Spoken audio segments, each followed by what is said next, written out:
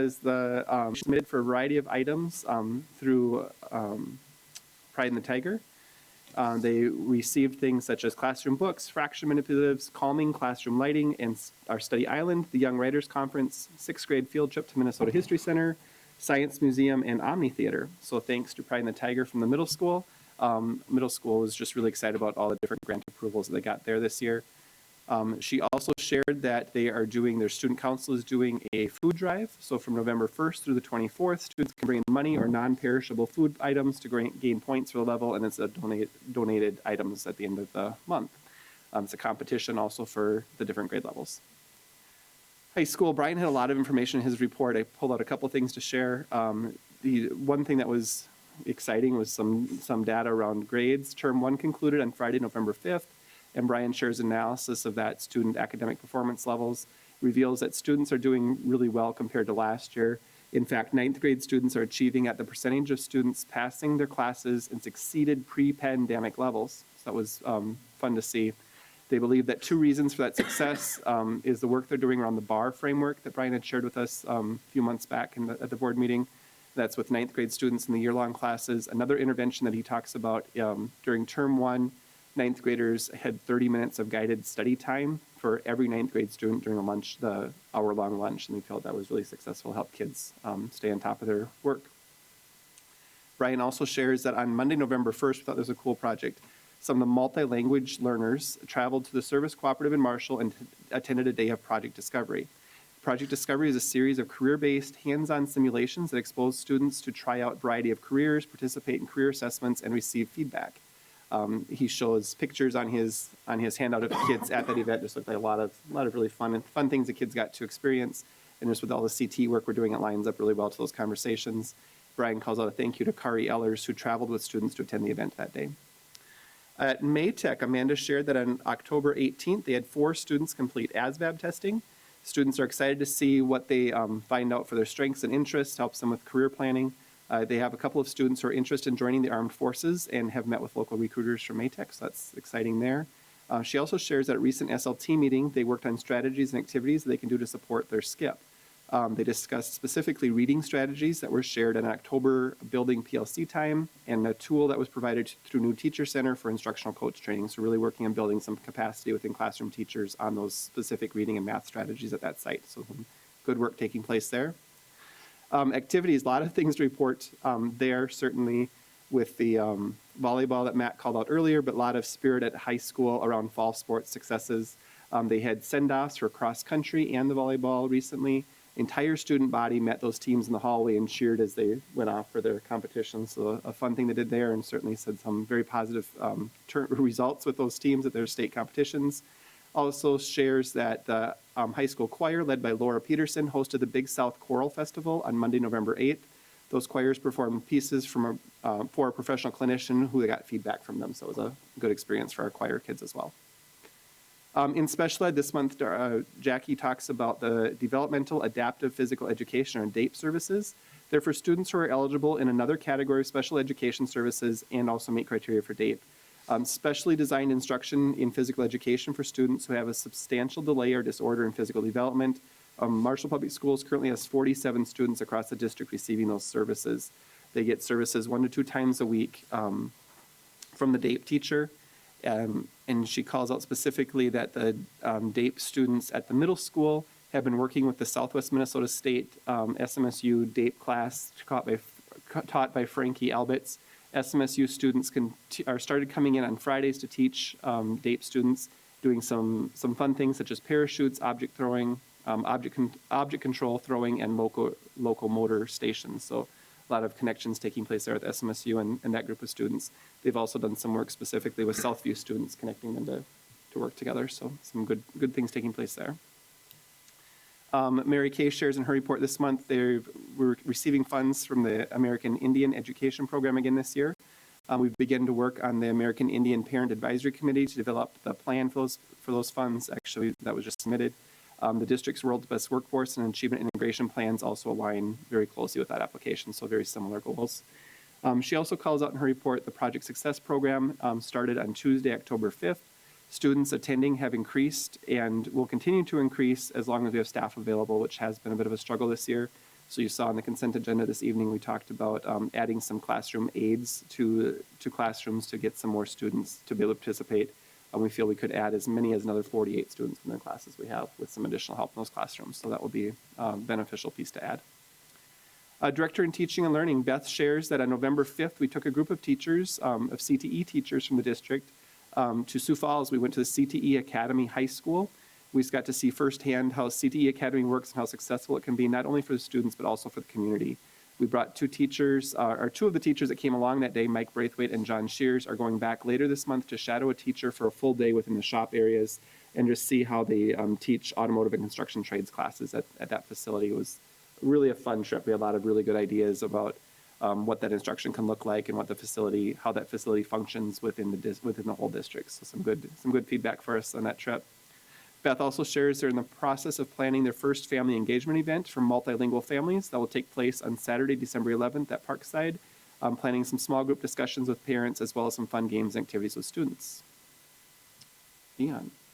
A few things, just pointed out some things about the rebate that we get from our P card. Appreciate Carla's work. She does an extra effort trying to get things on the P card because we get that rebate each year. Starting our United Way of Southwest Minnesota campaign today, and that will run through December 17th. There will be an email that goes out to all staff sometime today or tomorrow. Wanted to report we continue to have some savings out at the high school with our collaborative with the city, using the pond where we would have spent close to $33,000 in utilities and water. Instead, we spent about $1,400 to build a water. And then Sarah had mentioned that we had a mock facilities committee. We also talked a little bit about the track project. We have a company out of Iowa, Fisher Tracks, that's coming up actually tomorrow. One of the nicer days of the week. We're going to go out and take a look. He's done some designs.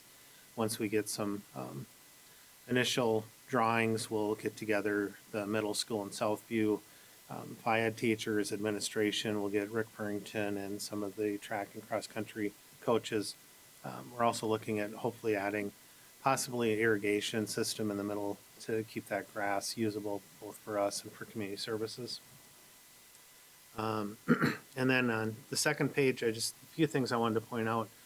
I'd been asked a few times, what's our meal comparison to last year? They're up considerably compared to last year for lunches. Breakfast is about the same, but that's good to see that our servings are up from previous year. The next graph shows our negative food balance. Obviously, with free food, we should see a decrease, which we have, and we'll continue to work on that. We did just receive a check for a little over $300, another donation to negative food balances. That'll be on the next board meeting. So we'll continue to get that down. The third page, even more importantly, we received the report for next year for our compensatory revenue. This is off of our free and reduced.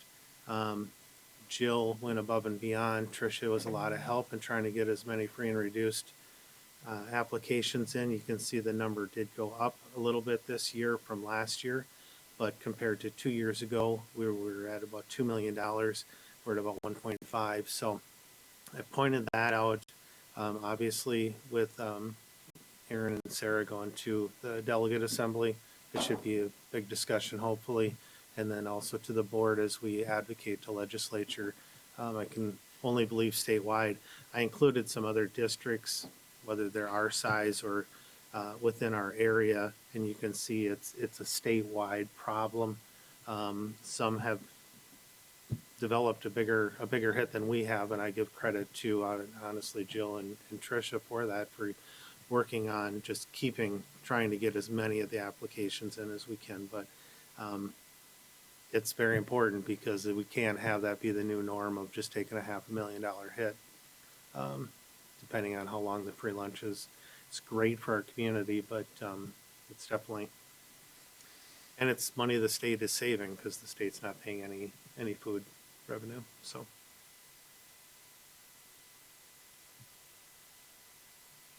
Thank you. Our next item is the first review of policies 506 to 513.2. Any questions? If not, before we go to our action items, I think we'll go back and have our audit report. We should probably hear a report before we approve it, so. Hoffman and Brobst is here.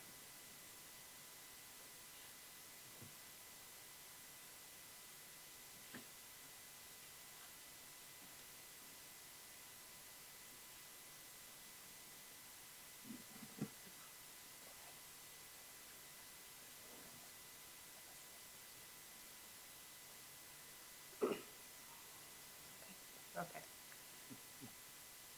Thought I misunderstood the time, so. All right. Trisha's bringing it up here for me. Okay.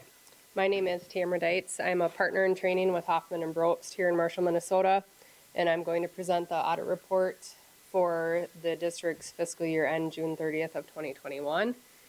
The district received an unmodified opinion or a clean opinion on the audit.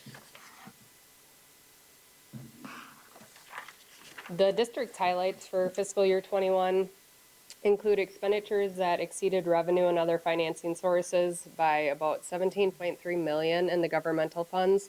Your governmental funds include your general fund, food service fund, community service fund, building construction fund, and your debt service fund. So overall, those were in the positive. That's mainly due to, in the negative.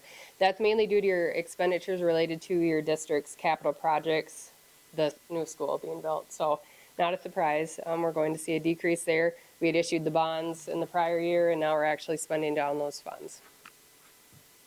And that's partially offset by your proceeds from the facilities maintenance and tax abatement bonds. Your general fund, including transportation and operating capital, had expenditures greater than revenue and other financing sources of about $77,000. That still ended in a fund balance, which was about $856,000 more than budget, about 14.2%. And the reason for that is that actual expenditures were less than budget due to various factors, including spending less than expected for salaries and wages, utilities, and not budgeting for capital lease financing and sale of assets. With the revised budget, I believe that was done in December, presented in January. There were still a lot of unknowns for COVID. We didn't really know what was going to happen for our expenditures. So that, in the end, expenditures were a lot lower than what was budgeted, just with the unexpected nature of COVID, and we didn't really know what that was going to bring for the year. Revenues in the general fund were down due to a decrease in general education aid because of decreased enrollment, but there was an increase in special ed funding along with some of the additional federal funding that helped to offset that decrease in general education aid. The district issued $3.41 million in general obligation facilities maintenance and tax abatement bonds. That'll be Series 2020B. They issued that in October of 2020. Those proceeds were used to fund the cost of the indoor air quality projects, the facilities maintenance portion of that, and then the tax abatement portion of that issue is being used to fund the construction and improvements to the district's parking lots and the related sidewalks. The district ceased its daycare operations as of June 30th of 2021.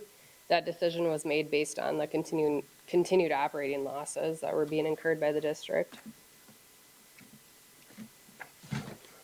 Continuing on, the district entered into a capital lease agreement for technology equipment.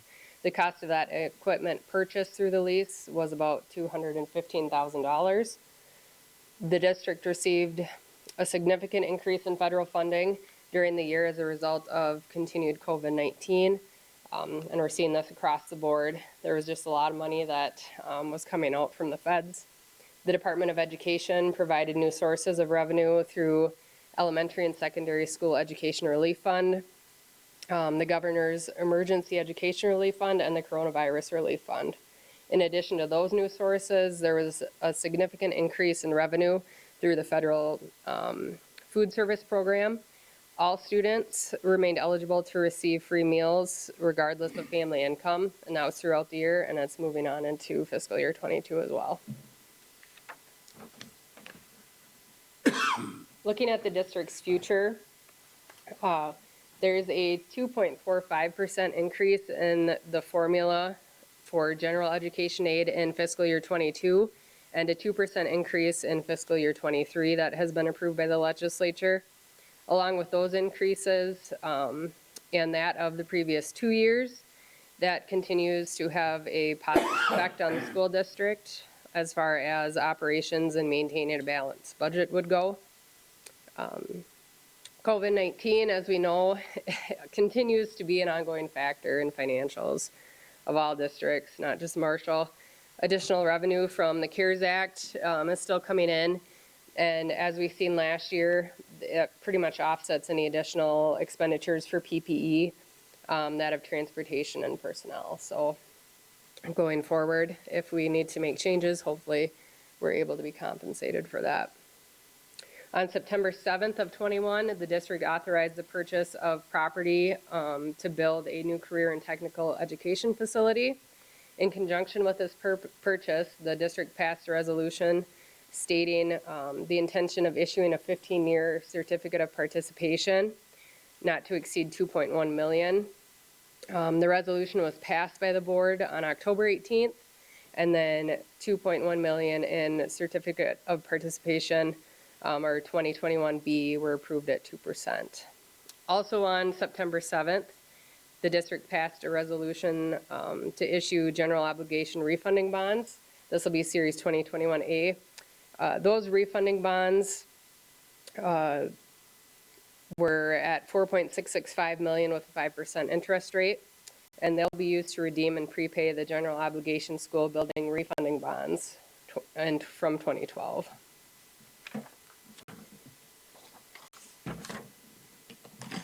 And then this is a chart showing the district's enrollment, so the prior 2 years, fiscal year 20 and 21, and then looking forward for 3 years. The voluntary pre-K funding has been approved through 2023, so that's why you see a drop in 2024.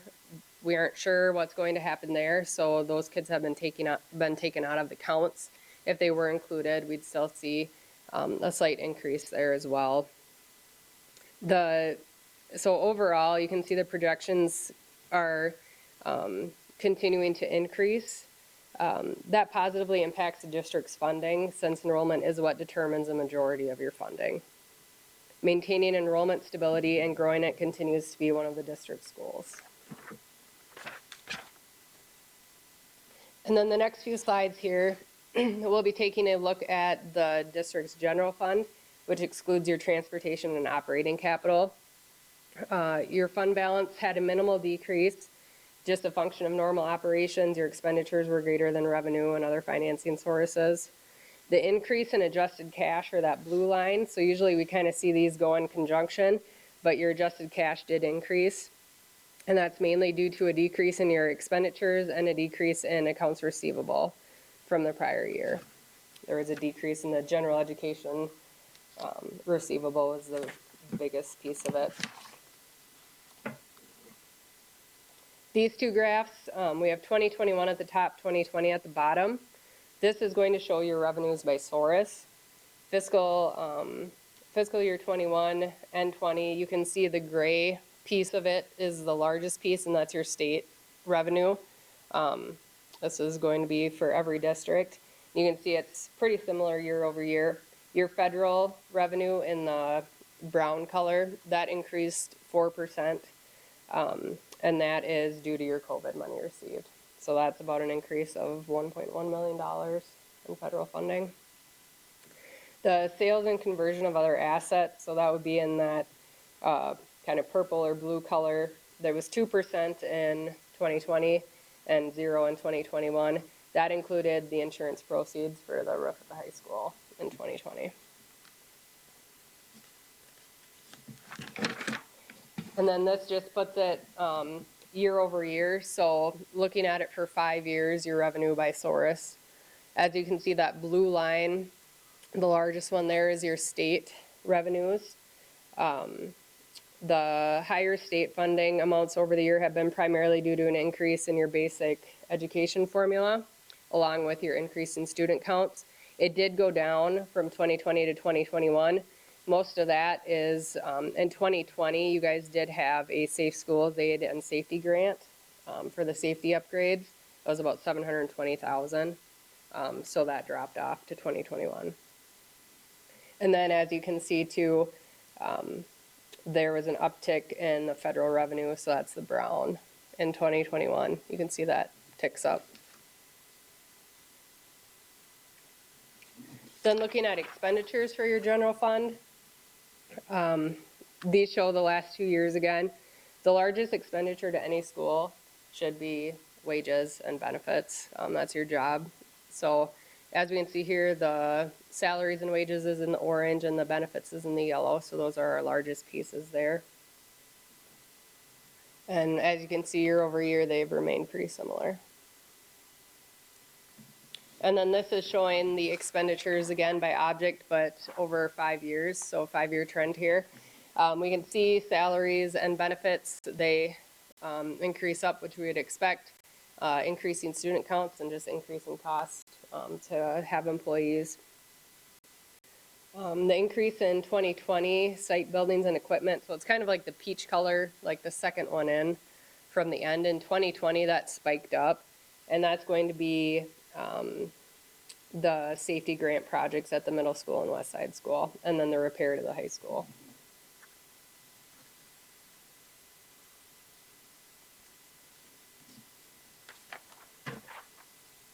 And then this graph is if we're looking at the areas or programs in which the most expenditures are attributable to. Each program or category is at the bottom, and then the amount is on the side. So you can see regular education and exceptional instruction, which is the instructional costs. The third one from the left and the fifth one, those are going to be your biggest. Again, instructing students is the primary focus of the school. And then here we can also see those safety grants and the repair to the high school. And the site buildings and equipment, it jumped up there in 2020.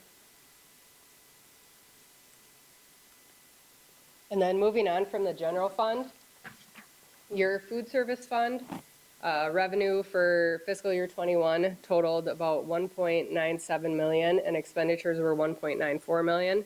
So your fund balance overall increased about $34,000. The fund balance increase is due to receiving more than expected for your federal food service program. Nobody really knew what that would all entail, and they kept extending it, so that's to be expected. At the end of the year, your food service fund balance is about $587,000. The community service fund,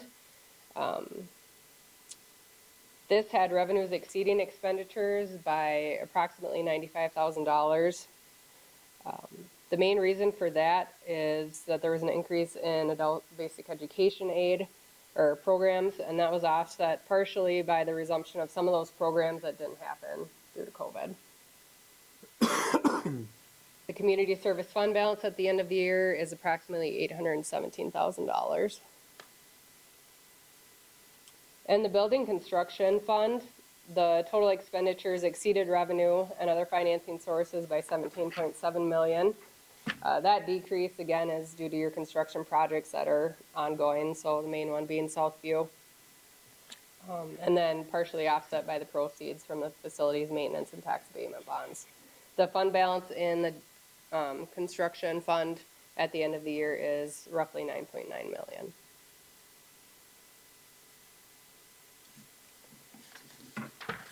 Your debt service fund, revenue and other financing sources exceeded your expenditures by $382,000. That increase is mostly due to the statutory levy requirements and capitalized interest from the issuance of facilities maintenance and tax abatement bonds. Your fund balance in the debt service fund at the end of the year was $1.68 million. And then the OPEB Revocable Trust Internal Service Fund, this incurred a net $152,000 of income on the investments and investment expenses, and they paid the general fund roughly $90,000 for employee benefits. The net position at June 30th in this fund is approximately $940,000. Any questions? Quick overview. And then we just really wanted to say thank you to Dion and Russ and all of the other finance and HR staff. They are phenomenal in answering any questions that we need when we need it.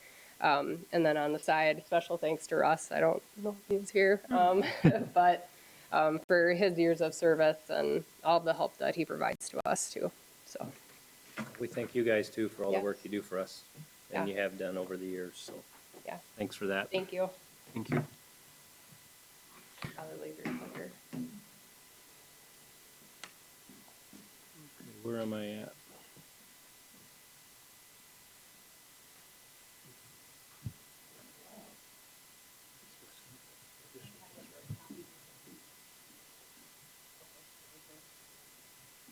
Item 13.2, additional transportation for middle school students to high school activities. Yeah, so for a few years, we've had requests come through from middle school athletes, parents, coaches, et cetera, of trying to get transportation for the students at the middle school over to the high school.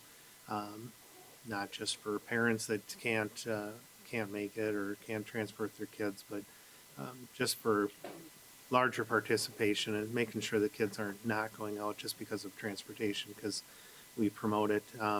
We were able to work with Southwest coaches to be able to provide a bus, not have too much of a ripple effect in our pickups. So we'll have a bus that comes by the middle school each day at 3 o'clock, leave at 3:10, go back straight out to the high school and transport. We'll have it actually run fall, winter, and spring. We counted enough kids that it would be worth to do that. And really it's just a whole bunch of people coming together and making it work, so.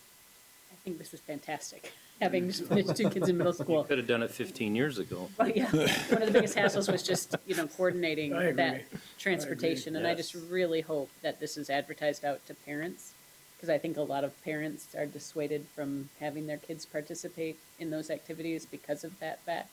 So I just think this is a fantastic idea and service for those students in those activities, and hopefully those numbers can increase for participation. So I'm really applaud you guys for coming up with this. I think it's great. A big, Really excited to find a way to make this work. a big thanks to Jeremy and Dion on this one. I think it was somebody from the wrestling group that first approached me to talk a little bit about it. And Dion and I have been talking about it for probably 5 or 6 months to try to see what we could come up with and see how we can make this happen. And this last couple of weeks, especially Dion and Jeremy have really kind of taken it home. So I really appreciate that and your guys' work on it. So The bus will stop here, drop kids off at the high school, and then load kids at the high school. Yeah, it was actually a bus that was going It's a straight. bus that we're paying for already. Yeah, there will be minimal cost just because Yeah. there's some added time to it. Just an extra stop picking up Yep. kids. They're gonna run a regular route from the high school. Correct. Yep. And it's gonna be, and it will need to be communicated because it'll be a tight time schedule for the kids to get on here so we don't delay the high school kids. But, yeah, it worked out well. We actually ran it for the first time tonight with fall sports or winter sports starting, and there were kids out there. They were on time, so. Yep. It also enhances safety for some of our kids who ride bike or whatever out there. Great, thanks, guys. Our next item is an action item, approval of the 2021 audit, which we just heard. I'll need a motion. So moved. Bill, you want to second it, Bill Swope? Okay, yep, got it. Any further discussion on the audit? Not, I'll call for the vote.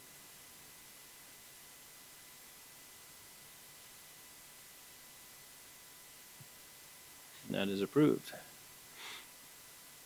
Next action item is authorization to enter into the memorandum of understanding with the Pride in the Tiger for the video board. So moved, speaking on behalf of, Let's get the motion made first, and then you so can. moved. I'll second it. I'd Okay, like to Bill. speak in behalf of the Pride and the Tiger Foundation, having worked for them for 7 years. This expenditure for the new board of $178,000 by the Pride and the Tiger Foundation is huge. And our first board, we got a loan from Bob Carr, paid that up over 5 years, and of course, it became outdated. So I think the memorandum of understanding basically picks up what the responsibility for the school district was. I mean, that's not new language, basically, from what we had before. Yeah, with that, I can just share, talking with Krista, with Pride and the Tiger, when the new board was put in, we had some agreements and some verbal agreements, realized we didn't have anything formally in writing, so it kind of came through the audit process that we really need to put some things in writing. Like Bill mentioned, this is language that was informally in place with the original video board, and we just felt it was a good idea to formally adopt that language with the new board. So that's what we're bringing forward tonight. Okay, I'll call for the vote.